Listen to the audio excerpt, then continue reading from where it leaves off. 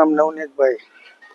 નવનીતભાઈ, શું કહેશો? વર્ધમાન નગરમાં પોસ્ટર લગાડવામાં આવ્યા છે, કઈ રીતના પોસ્ટર છે, શું હકીકત છે? તાજેતરમાં વર્ધમાન નગરના બધા રહેવાસીઓ અમે એક વખત અહીં મળેલા અને આ વિસ્તારમાં ઘણા સમયથી ગંભીર સમસ્યાઓ અને પ્રશ્નો ઉપસ્થિત થયા હતા અને થઈ રહ્યા છે. એ બાબતે અમે લોકોએ ચર્ચા વિચારણા કરી અને જે આ વિસ્તાર એકદમ શાંત, સમૃદ્ધ અને પોષ વિસ્તાર હતો એને બદલે હવે એનું ચિત્ર પૂરું ઉલટું થતું જાય છે. દિવસ દરમિયાન પણ અજાણ્યા લોકોની અવર જવર, મોડી રાત્રે પણ લોકોના વાહનો જતા હોય, લોકો અવર જવર કરતા હોય.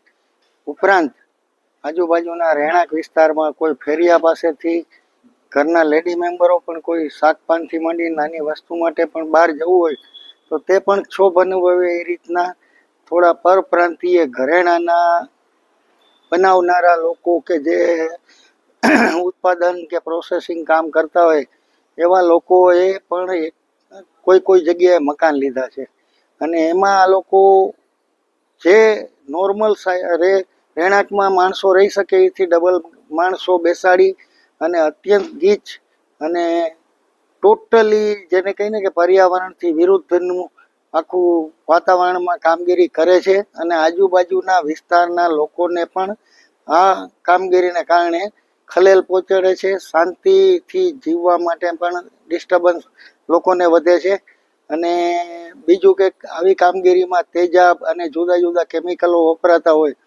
તો એના પણ ધુમાડા વગેરેને કારણે પણ લોકોના સ્વાસ્થ્યને હાનિ થાય. ઉપરાંત આ જે કારીગરો છે જે આવા એકમોમાં કામ કરતા હોય એ લોકોનું પણ જેને કંઈ સ્વચ્છતાથી માંડીને બધી રીતે સ્તર એટલું નિમ્ન હોય છે કે જે એમની ફૂડ આઈટમ બી રાત્રે જ્યારે છૂટે ત્યારે રોડ ઉપર પ્લાસ્ટિકની બેગો ફેંકી દેવી, પછી ક્યારેક તો જોઈએ તો બીજી તો આવી જે આલ્કોહોલિક વસ્તુ લિક્વિડની બોટલો ખાલી રોડ ઉપર ફેંકતા જાય.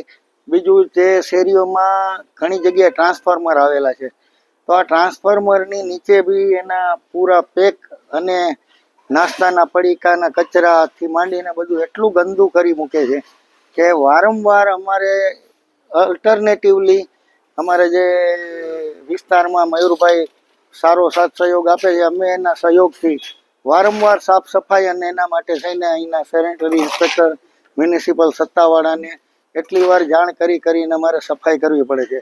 અને આ બધી પરિસ્થિતિને કારણે આજ જે વિસ્તારનો જે આખો ચાર્મ હતો, જે આ વિસ્તારમાં લોકો રહેવા માગતા હતા એને બદલે લોકો અહીંયા રહેવા ન માગે અને લોકોને રહેવું અનુકૂળ ન આવે ને એવું વાતાવરણ થઈ ગયું છે.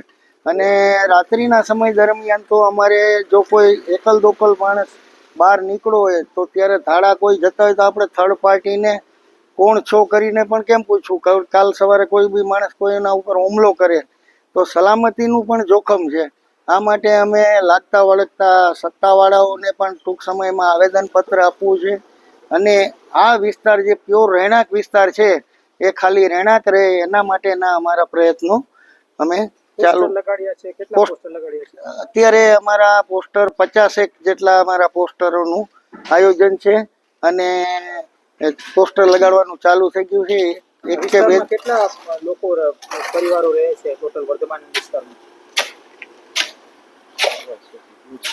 આશરે 150 થી 200 પરિવાર છે. આમાં મકાનો છે, ઉપરાંત એટલા ફ્લેટો પણ છે. ફ્લેટોના પરિવાર ગણીએ તો એનાથી વધી પણ શકે. અને આ વિસ્તાર છે એક્ઝેક્ટ પેલેસ રોડની પાછળ આવેલો છે. સોની બજાર કનેક્ટેડ છે. સોની બજારની જે પ્રોપર્ટીના ભાવના પ્રમાણમાં અહીંયા એમને થોડું સસ્તું મકાન મળી જાય તો એમાં રહેણાંક કમ જે કંઈ ઉત્પાદકની યુનિટ કે વર્કશોપ કે જે કહીએ એ પણ ચાલુ થઈ જાય અને જેને કારણે આ બધો પ્રશ્ન ઉપસ્થિત થયો છે.